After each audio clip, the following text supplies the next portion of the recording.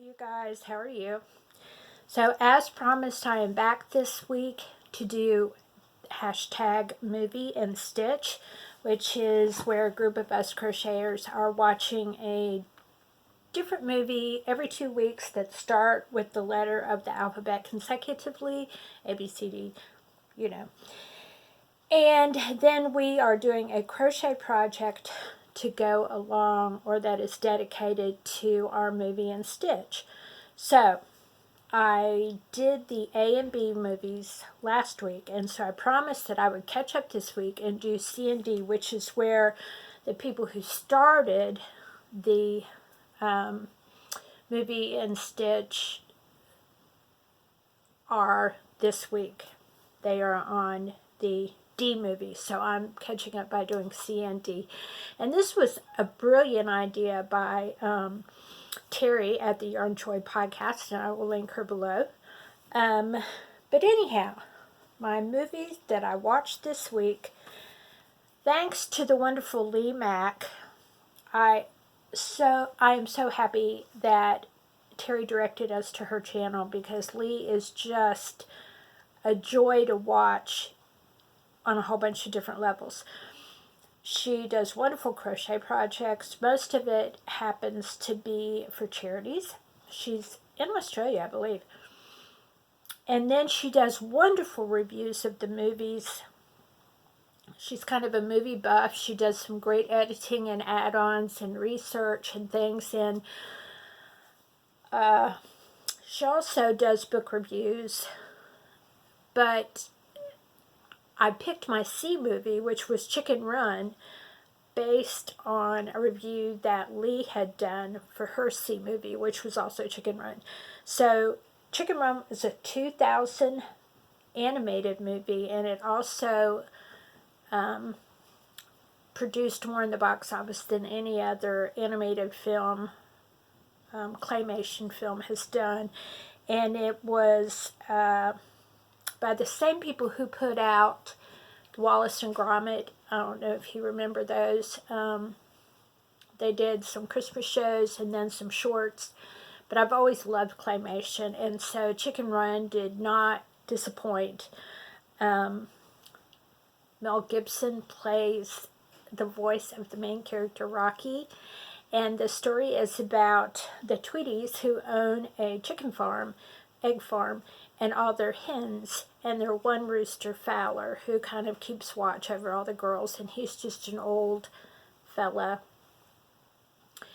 But the girls aren't laying like they used to, so the Tweedies get the bright idea. Mrs. Tweedy gets the bright idea of buying a chicken pot pie machine, where all she has to do is put the chicken in, and then out comes a chicken pot pie. And so they, Ginger, who's the smartest of the chickens, of the hens, is trying to plot a way to save all the chickens from this chicken pot pie machine. And in comes this flying chicken named Rocky. And he's telling them that he knows how to fly, but there's a bounty out on him. He's a very wanted chicken, and they hide him with the promise that he will teach them how to fly, so they can fly out of this chicken farm and not be a chicken pot pie.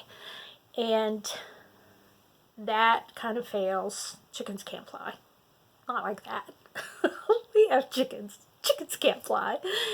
And so Rocky disappears, and Ginger becomes upset, and they devise this plan that they're going to build this airplane, and Rocky comes back and helps them, and they build this makeshift flying machine that gets all the chickens out of the Tweedies farm. Ginger saves the day in the end, and everybody ends up living happily ever after, but I'm not going to give away the ending because you just have to watch the movie, and I guarantee you will enjoy it. It's based on the 1963 film The Great Escape. It's kind of a spoof on that. So anyhow, here is the square I made. I'm doing squares for each one of the movies I watch based on a color or something that is intriguing about the movie. So this is my egg. This is the yolk and the egg around it. And this is the comb or wattle. And these are the colors of Rocky's pin feathers. He's Rhode Island red, so you've got the green and the kind of iridescent bluish color. So here's my square for Chicken Run. Go see Lee's channel. I will leave her link down below. You have got to watch her description of Chicken Run. It should just makes you want to go watch it right then and there. So my D movie is a 1946 called The Dark Mirror, and it was suggested to me by my friend Gigi, Be a Giver. I will link her down below. And I was kind of skeptical. It's a black and white movie, but I love Olivia de Havilland, and she was starring in it. And I liked her in Gone with the Wind, and we all know that, she lived to be like 104. Must have had some good living in there. But in this movie, she plays twins. And for 1946, the cinematography was really, really good. You couldn't really tell split screens. You knew what they were doing because of all of our modern photography and cinematography and things that go on, but they really, really did a good job of it. But it's based around a good twin, evil twin. A man is found dead in his apartment, and witnesses see a woman leave, and they can identify the woman until they find out that it's twins. And so they don't know if it's Ruth or if it's Terry. And a psychologist interviews them to try to get to the bottom of which one really killed the doctor. There's, the detective who goes stomping around, and anyhow, it's got Olivia de Havilland, Lou Ayres in it. And I really enjoyed this movie. I enjoyed it so much that now I'm looking at other movies from that era to watch that I might have missed when I was growing up. Not that I'm that old, but I loved watching movies on TV. And that's what we did when we babysat for a quarter an hour back in the late 60s and 70s. So anyhow, the score I did for Dark Mirror was this one. And it's because it was a black and white movie, and it just really impressed me watching something in black and white and grays.